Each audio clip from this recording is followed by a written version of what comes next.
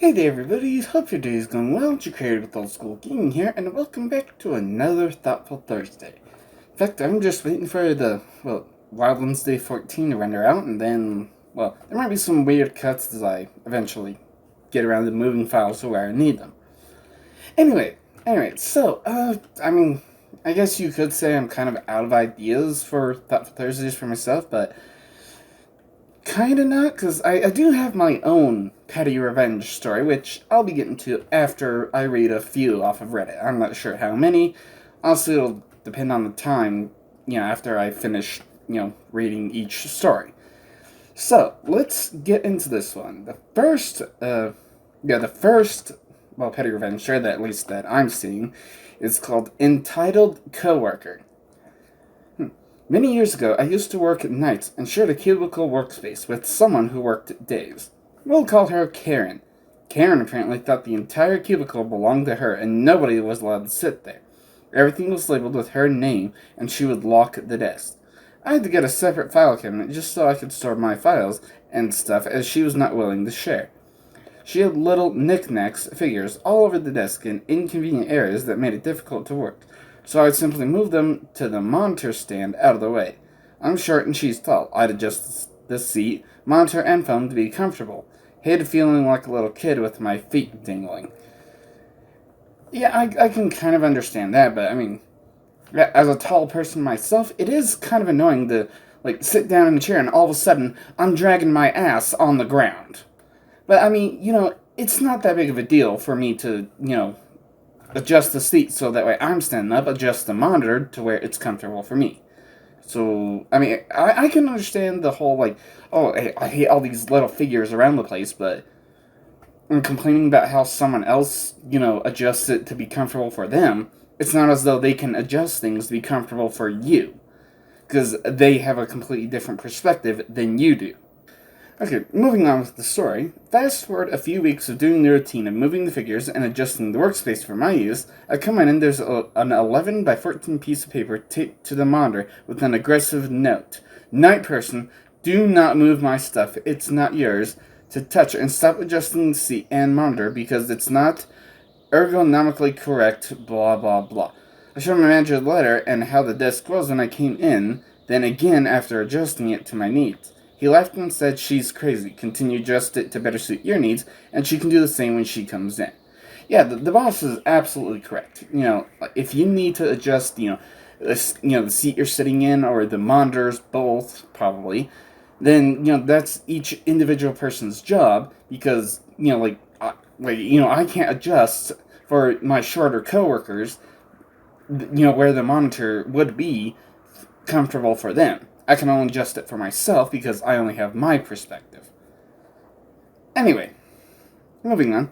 So cue the petty revenge. I started moving everything into random configurations daily for a couple weeks. Monitor in front of the desk and everything behind it, and put the mouse in its place, left seat upside down, etc. Wow, leave the seat just upside down for someone else to come in. That's not bad. Okay. My friend worked days 2 cubicles over, conveniently next to the manager's office, and said Karen would stomp past her every day to complain to the manager about the night person who was destroying her stuff and making it difficult to work. She conveniently left out the fact that she had left a note starting this whole petty revenge. After about a week of her complaining, the manager asked if anything was missing or broken. She said, well, no, but tired of her BS, they cut her off and said to simply readjust to her needs and only come to them if anything was vandalized. It was fun to hear from my friend how hot and bothered she was, not knowing what she would find each morning. Okay, that's funny. I never saw another note from her, but about a year later, she was voluntold to move to nights.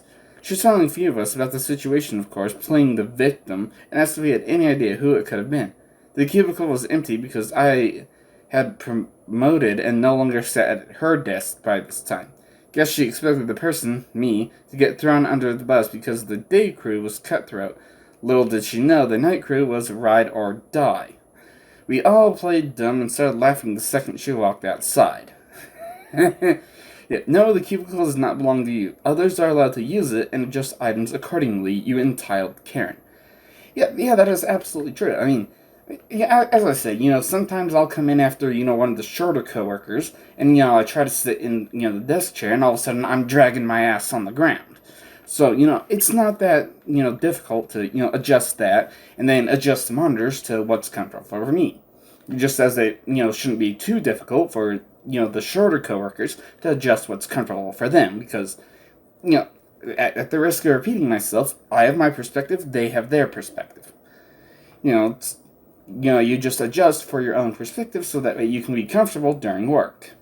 Easy as that. Alright, let's find another one. Okay, well, this story is called Bad Boyfriend. Hi all, I had a bad boyfriend. We were together for about 2 years. When we met, he had just come to my city to go to university. He had no friends, much less relatives in the city. I won't tell you how it all started. We met and started dating. He lived in dorms for a while and later started insisting that we move in together. I had my own apartment, but he didn't know about it. He thought I was renting it. Don't ask why I didn't tell him about it. I had my own reasons. Oh, fair enough. Especially, very early in a relationship, you want to keep, a few things closed off until you really know that, hey, I really love this person. I want to tell them, a little more until everything's on the table. In the end, I agreed to live together, but I never told him that the apartment was mine, my parents' apartment, which they would buy for me.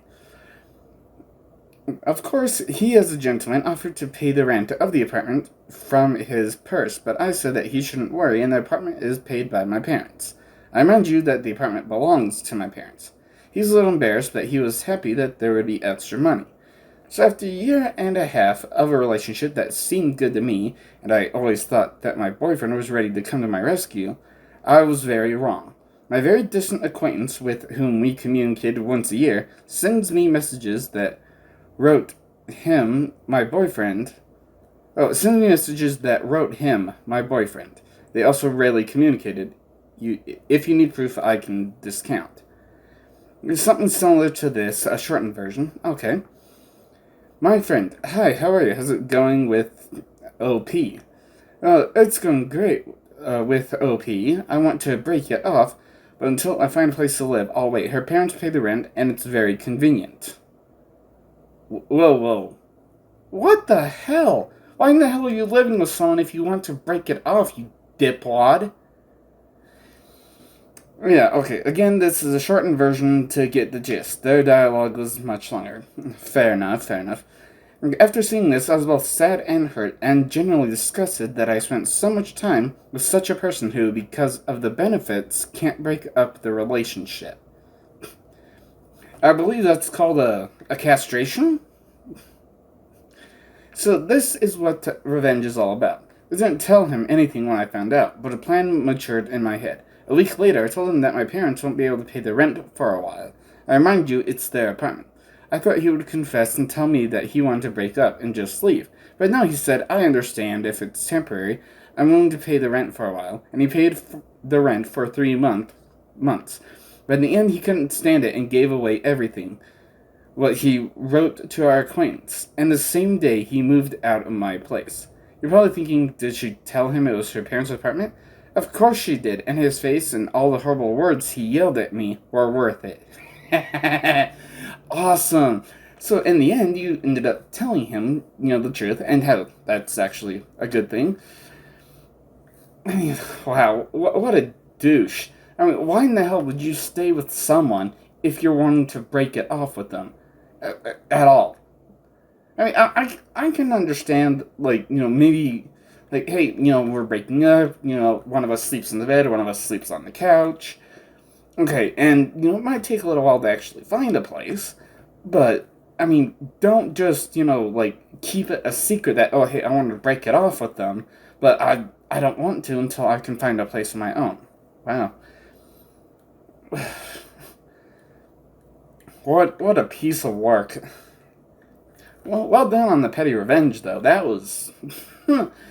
yeah. I'm sorry things didn't work out, but hey, hopefully something will work out in the future. But anyway, let me find a different story then. Okay, so next one is Well, it's kind of a lengthy one, but 20-plus-year-old vengeful pettiness comes to fruition. This should be good. So, a few months ago, I got a call from my very distressed and angry godson. His piece of poop mother, momster, and soon-to-be ex-wife, Stabex, have conspired to hide Stabex's cheating and attempted theft of estate and heirlooms. Oh, wow, this is not going to be good. Quick backstory. I introduced Godson's parents without knowing at the time Momster was a gold-digging, narcissistic monster. Parents had an extremely ugly and long divorce. When Godson turned 18 and divorce was still ongoing, father removed himself from his family's multi-generational estate / trust to transfer all of it, including house, to Godson. As a Christmas Hanukkah present, Godson served both parents with eviction notice. Father's envelope, it says envelope? Also, I think it's supposed to be envelope. Also had a rental agreement. Within a few months, parents' divorce was finalized, and both father and godson were in no contact with the momster. Due to her deplorable treatment of godson, was already no contract with momster. Can I just take a moment to say, people, please, spell check. Read over it as well. So, that's no contract. Am I the only one who paid attention in literature class?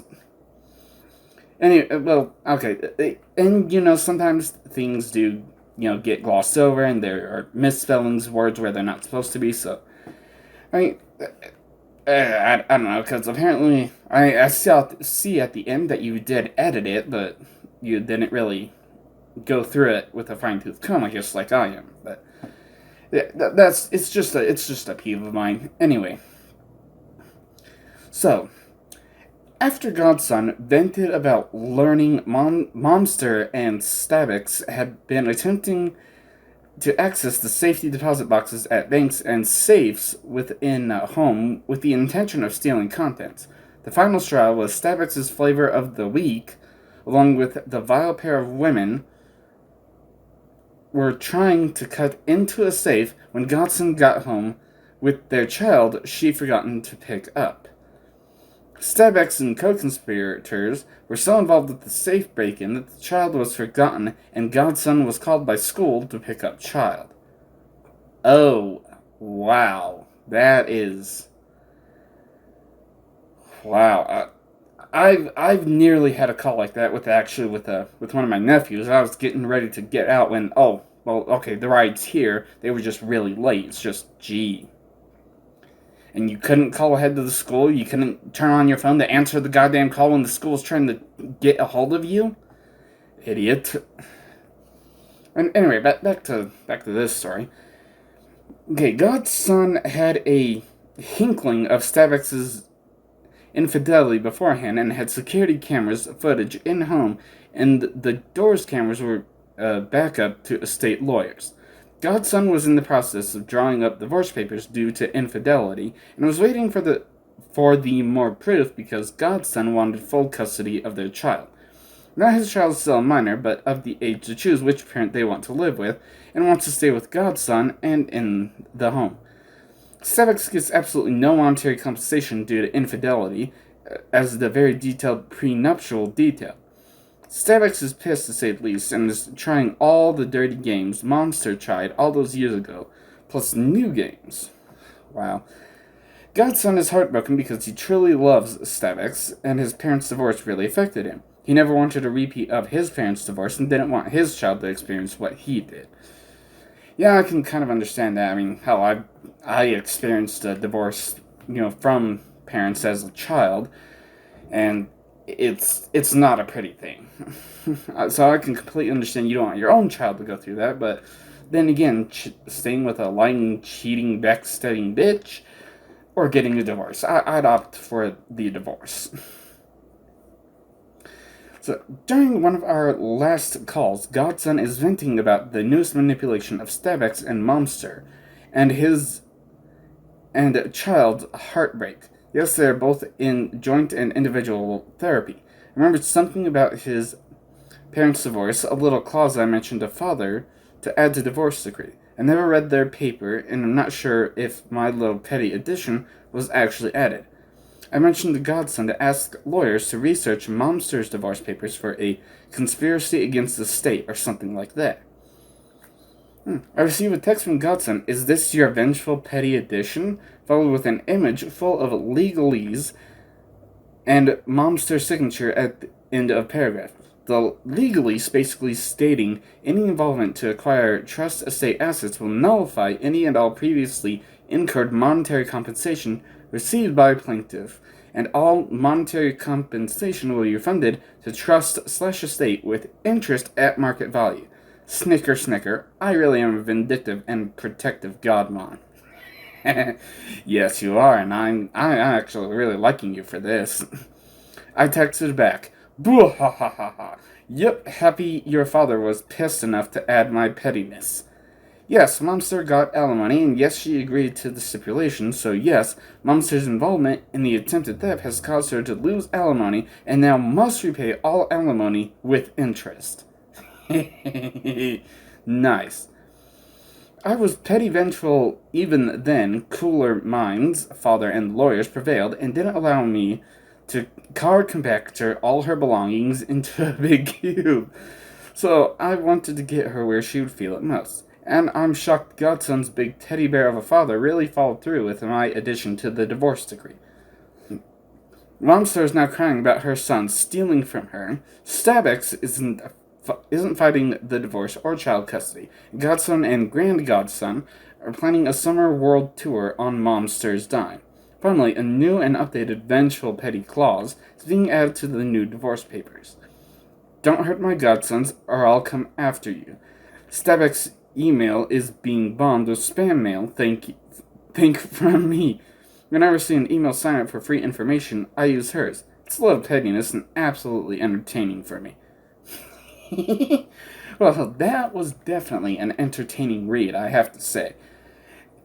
Hell, that almost kind of dips into pro-revenge territory, because, there's so many people that got involved and got, essentially burned in their revenge. And I absolutely love it. I am here for it all day. And hell, your godson and grand godson going on a world tour. Who knows, with all the extra alimony being paid back with interest, maybe they can afford to take you on that world tour as well, and the three of you can, go enjoy a happy time. Maybe, maybe not. Okay, so this next one is a little shorter, thankfully, because, I've got, things I want to do later, but anyway, so, this one's called, That's Okay, Use My Soap and Deodorant. My brother, well over 20s, still lives with us. He uses everything I own to the point I have to lock it up with 3 locks. Our parents only tell him to stop, but he never does. A couple weeks ago, I was fed up. I had just got home from school and decided that I would leave some stuff out. But the stuff was deodorant and soap. I went to the bathroom to unleash the most messiest bowel movement ever. Yes, I wiped, not that you think. The next part is grosser than it actually is, and turned the shower on, but before I went in, I rubbed the deodorant on my buttocks and put it back for him to use. In the shower, I took the bar of soap and rubbed it on my bum as well. I really scrubbed. Have fun using my stuff. Never steal siblings' items. Eesh, that's a little nasty. I actually moved out at 19. And, I guess, when I was living with my parents, things were more communal, I guess. When I eventually moved out, I got, my own soap, my own deodorant, my own shampoo and conditioner and everything. And actually, I've always had my own deodorant ever since I was, 14, 15, somewhere in that range. I've always had my own deodorant because, well, what I use works perfectly for me but doesn't really work for anyone else in my family. And what my family members would use doesn't even work for me at all. So, yeah, it's I just use my own, and I have used my own for, well, forever. Okay, I think I have time to fit in one more petty revenge story. Let me find one. So this one is Move My Furniture, My Turn. This should be interesting. So yeah, TLDR at the end. This happened when I had only just moved from home and got my own place. Super proud of myself as I'd saved like a demon and bought, with mortgage obviously, my first place. Lovely little 2-bed flat in a slightly rough area, but I loved it and it was all mine. My mom and stepdad came to visit for a few days, a few months after I was settled in. Nicely decorated in my style, all my own furniture. One of the evenings they stayed, I had to work a late shift. They planned to go out for dinner and to the pub, and I left them to it. Getting home at 11 p.m., my mom had moved nearly all the furniture around, and all my books and kitchen stuff were moved to different shelves or cupboards. She even moved my bed in my room, so when I opened the bedroom door, it hit the bed. Why? Why would you do that to someone else's place? Especially without permission. And if you want to, if you want to rearrange your own stuff, that's one thing. But rearranging someone else's stuff, especially without permission, hell, if you got permission beforehand, okay, then go ahead. But you didn't even have permission, so why in the hell would you even do that? Okay, anyway. I was pissed, so I angrily fixed what I could that night before going to bed. Spoke to her about it the next day. Explained it's my home, and I had it how I liked it, so stop it, please. I put everything else back, which took hours. She grumbled the whole time that it looked better her way. The last day, I nipped out to the shops to get us some nice bits for lunch, and in the hours gone, she'd done it again. Moved all my kitchen stuff around to where she liked it. Again, I told her off. My house, my rules. She still maintained it was better her way, and I should just let her crack on. Fine, I let her do what she wanted and put stuff back when they left. Honestly, you shouldn't have to do that. You should have, mother or not, you should have just told her, piss off, get out of my house if you cannot respect my things and my space. It is the way I want, and if you don't like it, you can leave. There's a door, and don't let the door hit you where the good Lord split you. So, anyway, my revenge. I went to visit their house 6 months later and did it to her. She went to work one day, and I rearranged every bit of furniture I could by myself. Everything. Swapped the dining room and living room furniture over, so you had to walk food through the living room and across the hallway to get to the dining room. Swapped their bedroom and guest room curtains over. The windows were different sizes, so their now bedroom curtains were 2 foot too short. Even the pointless little things like moving the spoons to a different side of the drawer and moved every photo on the walls to a different wall. Rearranged the fridge. Took me 7 hours. My stepdad was home while I did it and laughed his head off the whole time. He refused to help but understood, so let me crack on. Neither me nor my stepdad said anything when she got home. We just sat watching TV, which was now in what was their dining room, and I asked her how was work. She didn't say a word. She walked around the house, taking it all in for 20 minutes. Then came and sat down, looked at me, and said, "Point taken." They put it back to how it was the next time I visited. We've not spoken of it since. Okay, that was funny. That was absolutely hilarious. And, a good bit of petty revenge.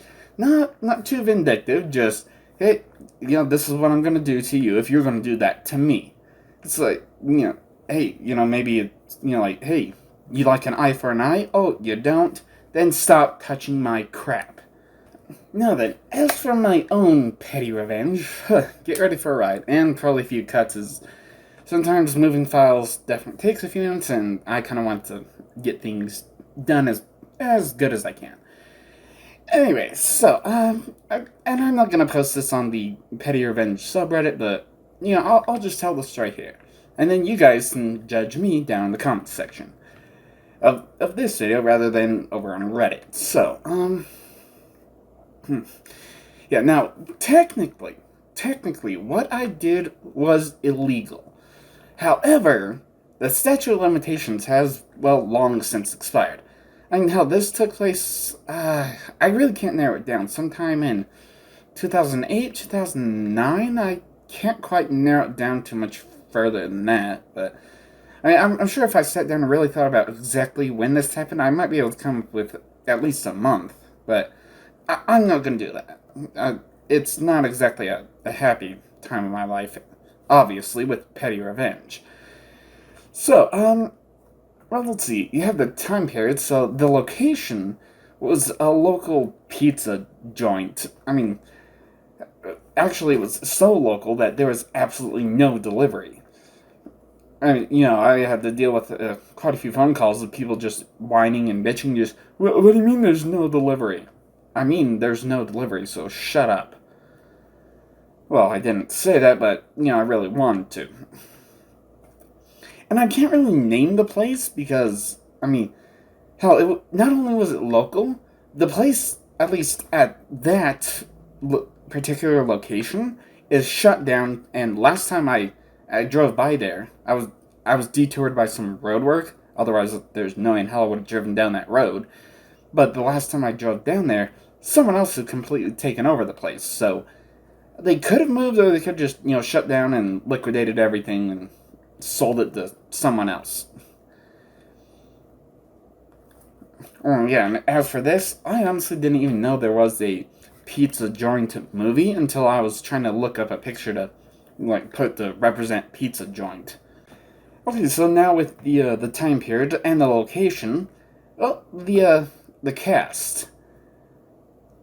Well, let's see. On this particular day, I do remember, at least those who were working. Aside from myself, there was the shift manager or assistant. I'm not sure exactly what his title was, but yeah, he's important to this story. And someone else who was just like another person working there, just not really involved, just kind of like an extra in the story, so to speak. Now, this particular day wasn't. It wasn't super busy. I wasn't getting, so far behind on orders that people were, complaining about the wait time. But there was a steady stream. And as, for those of who have, worked, fast food before, there's always a busy time, then a lull, then a busy time, then a lull. As for how busy the busy times are, oh, that kind of varies, based on, holidays, or maybe if there's a local sports team that's playing, or whatever. So I actually worked there for almost 2 years. Yeah, that place. I worked there for nearly 2 years, and at least at the point of this story, I'd worked there long enough that whenever an order popped up on the order screen, I always knew exactly who placed it. But one day, there was a little ding, and then I'm just, wait, hold on, what? Who placed that? Because, the manager was at the register, ringing someone up, and the other coworker was actually far away from the computers tending to other customers, so there's no way they could have placed it, and I know I didn't place it because I'm, making more food. I look up and it's just, oh, online order. Keep in mind, this is, late 2000s when online orders were, a very new thing. Hell, I'm sure today with all the potential different apps, I'm sure a day without an online order would actually be weirder than days with online orders. Yeah. Normally there would be nothing wrong with an online order, except I see on screen there was something we didn't actually have. Yeah, because having things that you don't have on the online so someone can place an order for something that you don't have makes perfect sense. At least with the Dilbert principle. For those of you that don't know, the Dilbert principle is people of low value are moved to places where they can do the least amount of damage. Management! Yeah, because, I look over the bus and say, hey, we got an online order with something we don't have, again, and he just, he lets out an exhausted sigh, because, no matter how many times we tried to tell people that made the website, hey, we don't have these particular things, they never actually took it off. They would say, oh, yeah, we understand, but then they obviously didn't understand. Yeah. Yeah, like I said, Dilbert principle. So anyway, I see the order on screen, I start making it, and seemingly out of nowhere, my seventh sense starts to tingle. And I'm just, okay, well, whatever. I shake it off. I make the order as best I can without the stuff that's not actually available. I just make the food, throw it in the oven. And hell, there were more orders after that as well. So, I, clear the screen. Hey, there's no more orders to throw into the oven. So, I start cleaning down, just, wiping down and making sure everything's clean. Now, actually, before I continue with what happened, let me set some background context to, more to explain why I did what I did. As I said, I don't have, an exact timeline of, what happened when, but a short while before, this particular day at work, my girlfriend at the time was just stolen out from under me, almost literally, by someone at the time, considered to be a good friend. Someone I could confide in, someone I could tell stories, and so on and so forth. Yeah. So, and, to make a long and somewhat complicated story short, I, I more or less just told him to f off and never talk to me again. I haven't really heard from him since, at least not directly. Yeah, there might be something more another day, but for now, yes, you in the back. You understand what's going on. I honestly couldn't believe it either, but well, it happened. Now, back to my work. So, my seventh sense went off as I was cleaning down everything, just making everything, nice and pretty. And my seventh sense was going off for the second time, and I'm just, okay, why was my seventh sense going off? There's nothing really wrong with this order except for the stuff from the webpage that we don't actually have. So I just go up to the main register that has, more details than just what's being made to order. And whose name do I see but the piece of shit who just stole my girlfriend not even that long ago? Yeah, and he knew exactly where I worked. It wasn't some, big secret or anything. Hell, before our falling out, there were times I couldn't hang out with him because I was scheduled to work. I would even say, hey, I'm scheduled to work at pizza joint, so I can't hang out tonight. So he knew exactly where I worked. As I see the screen, I just do a double take and I'm just, wait, hold on. What the hell? Is that real? It's real. What? Now, okay, so the manager that was on shift, he is absolutely, hands down, one of the absolute best managers I've ever had the pleasure of working with.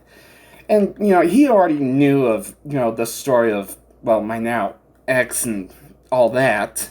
So, I see him, pulling the order out of the oven, and I'm just, hey, you remember that piece of work who just stole my girlfriend not that long ago?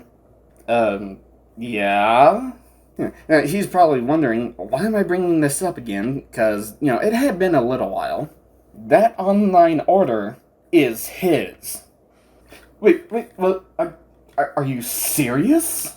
Now, at this point, I do, like, a quick scan just, to make sure no one else can hear me, it's just the two of us, and I, kind of say under my breath, the only way he can hear it, yeah, dude, do you think I can spit in that pizza? Taking it back where no one can see you. And, so I, taking back, away from any windows or doors or cameras, just making sure that absolutely no one can see me. And I took a good, 2 seconds gathering, well, at least what I considered to be a healthy helping of my own spit. And, I just huck my loogie, just smack dab right into the middle of it. And right, shortly after I do that, the manager comes to the back to inspect it. And he looks at it and just goes, oh, wow, that really looks like you spit in it. We need to, move it around to blend it in so that way it doesn't look like you actually spit in it. Yeah, so we put the food into the waiting area and just wait for him to come pick it up. There wasn't too many orders on screen. As I said, a little busy, not too much. As I'm cleaning up and making sure everything's organized, he doesn't even come to pick up his own goddamn food. This little bitch's balls shrunk so damn much that he had to send mommy to go and pick up his food for him. Now, as I said at the beginning of my story, technically, what I did was illegal. It would be considered food tampering. However, the statute of limitations on that is only 2 years. And, I mean, hell, like I said, 08, 09, somewhere in that range. I mean, hell, 2023. Let's say, sometime in 2009. Well, then 2011 is when the statute of limitations would expire on that. Yeah, I guess, a quick summary is steal my girlfriend, enjoy my spit in your food. Now, before too much time gets away from me, let's get to the comment shoutouts. Well, unfortunately, there's not much, but then again, I am recording this actually quite a bit earlier than my last Thoughtful Thursday. So yeah, it's having less comments now and more comments when I'm a little late to recording. It kind of balances out. So the first is coming from Wei Chun, who commented on Thoughtful Thursday 07, late to your own funeral, just saying, very thought-provoking. Yeah, that's kind of what I do with Thoughtful Thursdays, just, hey, whatever's on my mind, just kind of talk about it, and then I'll see how well it does. I mean, how late to your own funeral didn't actually do that well, but, I mean, how bound to be some videos that are a little lower and some that are a little higher. And, that's why I do, very minimal editing to Thoughtful Thursdays. And, it's just, super easy to put out. Not sure exactly where I was going with that train of thought, but the train's pretty much always off track, but anyway. So then, Wei Chun also left a comment on, Pokemon First Gen Episode 22, the final starter, saying, hello, Jacarid, you should do another fan theory video this Thursday. Okay, I actually saw the comment before you edited it this time, which before the edit was just, hello, Jacarid, and I was just gonna say, hello, Wei Chun. But, with that, another fan theory video this Thursday. Couple things. Number one, you're about a week early. Because, let's see, because you're commenting on Core Episode 22. There was, at least at this point I'm shouting you out, because, honestly, depending on when you leave a comment, it can take me about 1 to 2 months to actually give you a shout out, mainly just because of, how far in advance I usually record these. But, let's see, because after First Gen, Pokemon First Gen Episode 22, the PokeTalk 7, then followed by a Wild Wednesday, because Wild Wednesday, that's the second part, you're just a little off. Wild Wednesday is where I go over, fan theories about, let's see, because I just finished the third in a row of Super Mario 64, which kind of covered the same as the one just before that, but it was a little different. I'll definitely be choosing something different, but, I mean, hell, you can comment on either Wild Wednesday, you can comment on really any video if you find a good fan theory, or just a video that is in general about video games, then, post the link down in any comment section of any video. I'll give it a look and possibly do a Wild Wednesday on it sometime in the future. Yeah, but for Thursdays are reserved for, Thoughtful Thursdays, at least once a month, where, I'll talk about something and then shout out, a handful of comments at least. Okay, and the last one for now, at least, is from Garco, or is it Garso? I'm gonna go with Garco, that sounds more right, but yeah, Garco, who commented on Thoughtful Thursday 7, late to your own funeral, says just finished watching all your Thoughtful Thursdays in the background while playing Super Mario 64. Awesome. I mean, hell, that's generally what I would do with YouTube. Just most things are just kind of playing in the background while I'm grinding first gen Pokemon. I am making some noticeable dents, and honestly, if I want to rush first gen Pokemon, which I don't know, I'm kind of thinking that maybe I should, and then another part of me is just no, because it'll make things harder later. I don't know.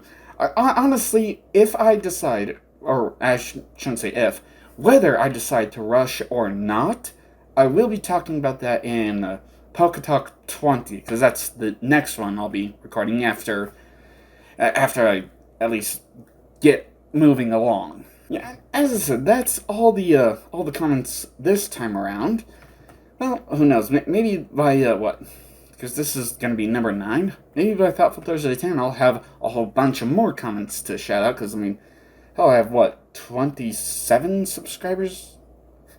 Yeah, I have 27 subscribers now. I'm not sure exactly where everyone comes from, but hell, I am more than happy to have you here.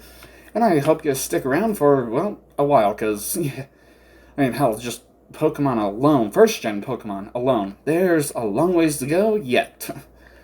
And there's really not much else for me to say here, so, hell, if you have a suggestion for a topic for a Thoughtful Thursday, put it in the comments section down below, and if I can talk about it for at least a few minutes, then, yeah, I'll definitely make a Thoughtful Thursday dedicated to whatever the topic is. I'll see you there. Thank you all so much for watching. Don't forget to smash that like button, subscribe if you haven't, hit that bell so you can always be notified whenever I upload another video. And of course, have fun.